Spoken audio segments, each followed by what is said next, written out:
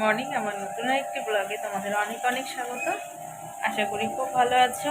তো সকালবেলা না মেয়ে ঘুমিয়েছিল, তো উপরের দিকে বারবার করে উঠে যায়, ওকে নিচের দিকে শুয়েই আমি টেনে ঠিক জায়গা করে দিচ্ছিলাম। ঘাড়ে এমন টান লাগলো, আমি ঘাড়টা সোজাই করতে পারছি না। এই দেখো এখানটা খুব ব্যথা। তো ছেলের আজকে তো স্কুল 9:30 থেকে ক্লাস হবে, মানে এক্সাম শুরু হবে, তো 8:30টার সময় যেতে হয়েছে। আর ওকে পাঠিয়ে দিয়ে আমি রান্না শুরু করে দিয়েছি। তো আজকে একটা নতুন সবজি রান্না করছি। দেখো, এই দেখো সজনে আর আলু দিয়ে ঝোল করবো। এই যে মশলাটা কষিয়ে নিচ্ছি। তো চলো দেখতে থাকো, আশা করি খুব ভালো লাগবে।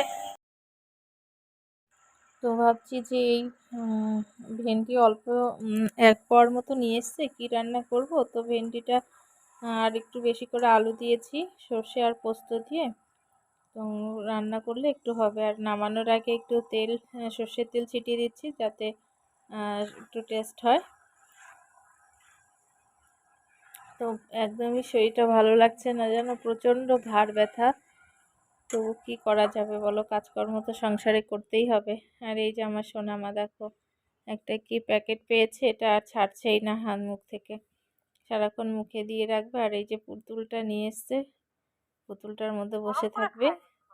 আর এই যে দাদাইকে খেতে দিয়ে দিয়েছি, বাবা যাবে এখন দোকানে।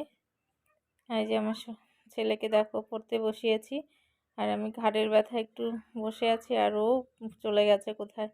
তারপরে দেখো মেয়ে ঘুম থেকে উঠে চলে এসছে, ঠাম্মি আরও ঘুমোচ্ছিল। আমি সন্ধ্যা টন্ধ্যা এদিকে দিলাম, আর ছেলেকে পাঠিয়ে দিয়েছি টিউশনিতে। ও আসলে পরে আবার ওকে পড়াতে হবে, কম্পিউটার এক্সাম আছে। তো যাই হোক, আজকে সেরকম কিছুই তোমাদের সাথে শেয়ার করতে পারবো না, কারণ ভালোই লাগছে না, আমি ঘাড়টা উঁচু করতে পারছি না। মেয়েকে যে খাওয়াচ্ছি কত কষ্টে, ভাবতে পারবে না। তো চলো, বাজে 11:15। আর মা বাবা গেছিলো সৎসঙ্গে। আমি ছেলেকে, ও পড়ে এসছে 8টার দিকে, আর তারপরে ওকে পড়ালাম। আর মেয়ে তো ঘুমায়নি, তো ওকে নিয়ে ওকে পড়িয়েছি। তার মধ্যে ওকে খাইয়েছি আলু সেদ্ধ দিয়ে, আলু সেদ্ধ মাখা করেছিলাম। আলু সেদ্ধ বেশ ভালো খাচ্ছে, পেঁয়াজ দিয়ে যদি মেখে দিই না বেশ ভালো খায়। তো কালকের মাংস ছিল, সেটা একবেলা হয়েছে, আর রাতে তো নিরামিষ। তোমাকে বললাম একটু আলু সিদ্ধ দিয়ে দিও, খাওয়া হয়ে যাবে। তো আলু সিদ্ধ আর ডিমের পোচ করেছি। আর মেয়ে এদিকে দাদাভাইকে খাওয়ানো দেখে ও দু তিনবার নিয়েছে আর কি মুখে। তো খেয়ে জল খেয়েছে। তারপরে যে দেখো এখনই ঘুম পাড়িয়ে দিলাম। এই যে আমার সোনা মাতা এখন ঘুমিয়ে গেছে। আর খুব দুষ্টু হয়েছে যেন। তার মধ্যে আমি সকালে বলছিলাম না, মানে এত কষ্ট পাচ্ছি। তোমাদের সাথে যখন বললাম যে আমার ঘাড়ে টান লেগেছে, অ্যাকচুয়ালি কি হয়েছিল, মেয়ে ঘুমোচ্ছিল, মানে 6:30 বাজে তখন। আর বারবার করে ঠেলে ঠেলে শুধু, মানে বালিশটার মধ্যে থাকে ওর, মানে ওই পিঠের পোষণটা থাকে আর মাথাটা নিচে থাকে বালিশের।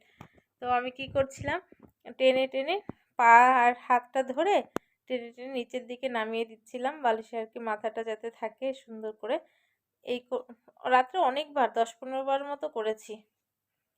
তো সকালে একবার ওরকম করতে গেছি, টেনে নামাতে গেছি, আর ঝট করে এখানটায় লেগে গেল, মানে ঘাড় একদমই ঘুরোতে পারছিলাম না। তারপরে যাক ওরকম করে করে তো মা ভলিনি লাগিয়ে দিল। এরপর অনেকবার এক্সারসাইজ করলাম ঘাড়ের, কিছুতেই কিছু হচ্ছে না। তারপরে ওরকম অবস্থাতে ছেলেকে তো রেডি রেডি করে পাঠিয়ে দিলাম, এক্সাম আছে। এবার রান্না করতে গেছি, রান্না করতে গিয়ে দুবার ওখানে হাঁচু হলো। এবার এমন হাঁচুর সময় এই সাইডটাতে টান লেগে গেল, জানো, এমন টান লেগে গেল, মানে আমি ঘাড়টা আর উঁচু করতে পারছি না, নিচু করতে পারছি না। কোনো রকমে মেয়েকে খাওয়ানো, বসিয়ে বসিয়ে ওরকম খাওয়াচ্ছিলাম, কেমন যে আমার লাগছিল ভাবতে পারবে না। আর সারাটা দিন ওরকমভাবেই আছে। সন্ধ্যের সময় আমি কি করেছি বলো তো, মার যে হট ব্যাগটা আছে, ব্যাগের মধ্যে গরম জল নিয়ে পুরো ঘাড়ের মধ্যে দিয়ে আমি একটু উপর হয়ে 5 মিনিটের মতো শুয়েছিলাম। তা একটু আরাম লাগছিল। তারপর অনেকক্ষণ এক্সারসাইজ করে মানে কমেনি। সারাক্ষণ আমার এত খারাপ লাগছে আজকে, কি বলবো, কি করে যে আমার দিনটা আজকে কাটলো ভাবতে পারবে না। তো সেরকমভাবে তোমাদের সাথে কিছুই শেয়ার করতে পারিনি।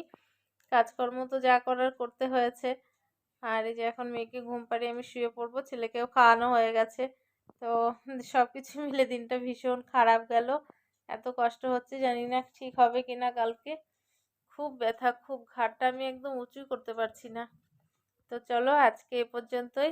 তোমরা ভালো থেকো, সুস্থ থেকো। আবার দেখা হবে নতুন আরেকটি ব্লগে।